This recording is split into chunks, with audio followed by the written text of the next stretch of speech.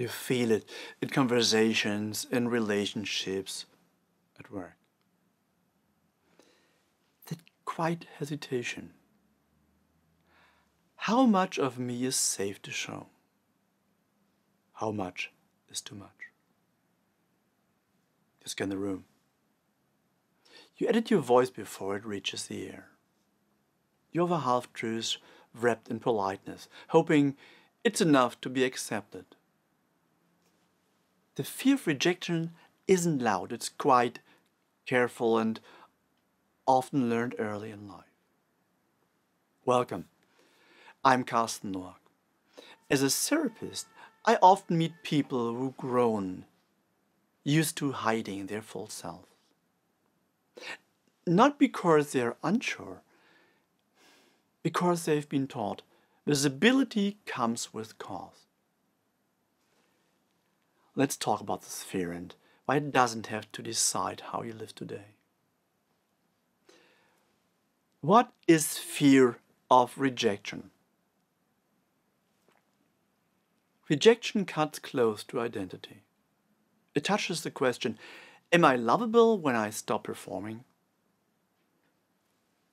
Some fear rejection from strangers, others from those they love most, and many from people they depend on, parents, partners, bosses.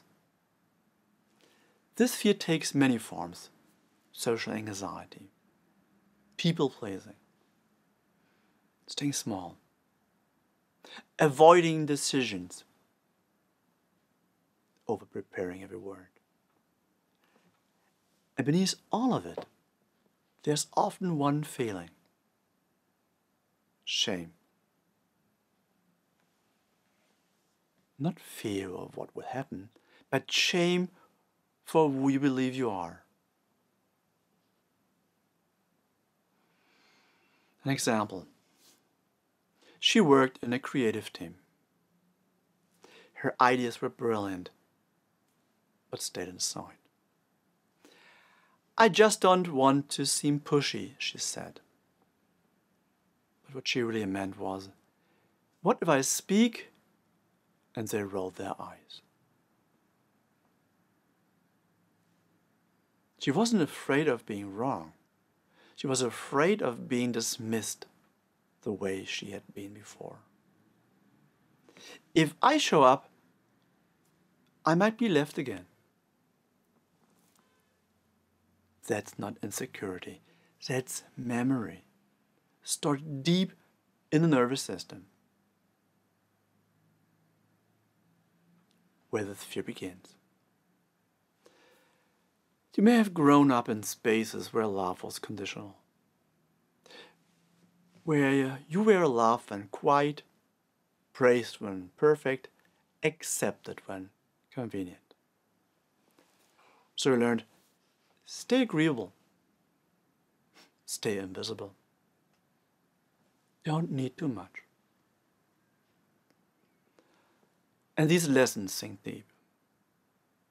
Long after the original context has passed, your body still remembers the rules. Is it rejection or just interpretation? One powerful shift comes from this question. Am I truly being rejected, or am I feeling all pain? Sometimes it's just a neutral pause, a short silence, a no to an idea, not a no to you. Still your system reacts as if you've been exiled, because once you were. How the body carries this fear. Before you say a word, your body speaks. Watch for it. Your shoulders curl in. You speak more softly than you think. Your hands fall to protect your center.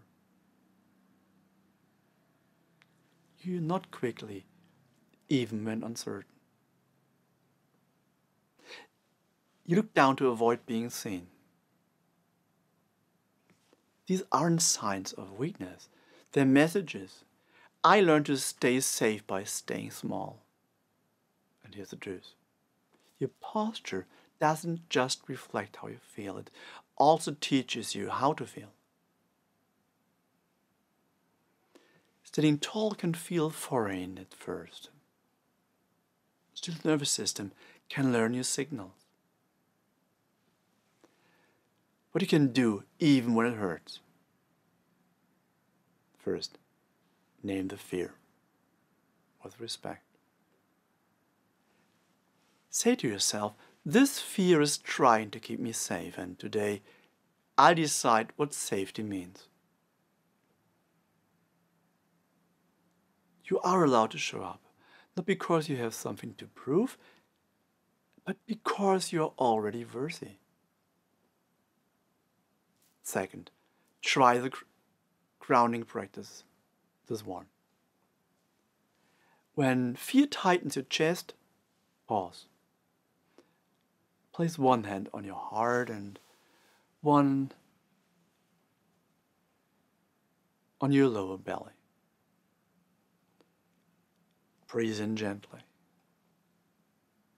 And then exhale just a little longer. Do this a few times. Come in contact with yourself. Breathe in gently and then exhale just a little longer.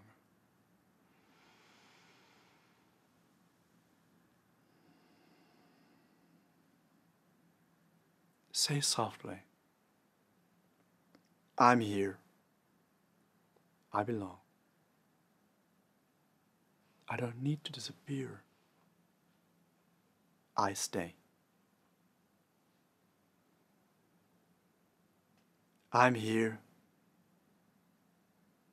I belong. I stay. Ask yourself, what would kindness to myself look like right now? Maybe it's a pause, a boundary, or another deep breath, or a sentence you were afraid to say. Give yourself just one moment of truth. That's already courage.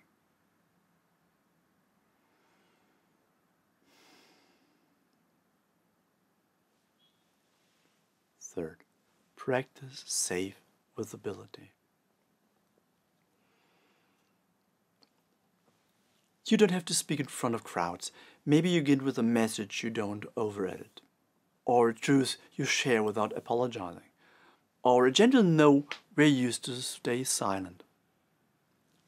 Let your body learn. I can be seen and still stay safe. Fourth, stop chasing approval. Start honoring connection. Approval is conditional. Connection is true. Not everyone will like you, and that's okay. Because the people who matter don't need the polished version of you. They need the real one. A return to the beginning. So next time that quiet voice whispers, too much, too emotional, too loud, too quiet, pause. Place your hand on your chest. Breathe. Remember, you are not too much. You are simply more than someone you how to hold. You don't have to shrink anymore. You don't need to explain your softness. You don't have to stay hidden. Your voice isn't a problem. Your truth isn't a threat. Your presence isn't a performance. You're not here to be liked by everyone. You're here to be real and to find the few who meet you with good intention.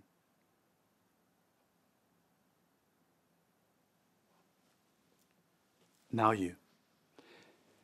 In which moments does this fear hold you back? And what would you say or do if you felt safe today? You don't have to answer loudly. Maybe just honestly. Leave a thought. Ask a question. Your voice might open something in someone else. Karsten Noack. Let's walk the path of truth a little more visible each day.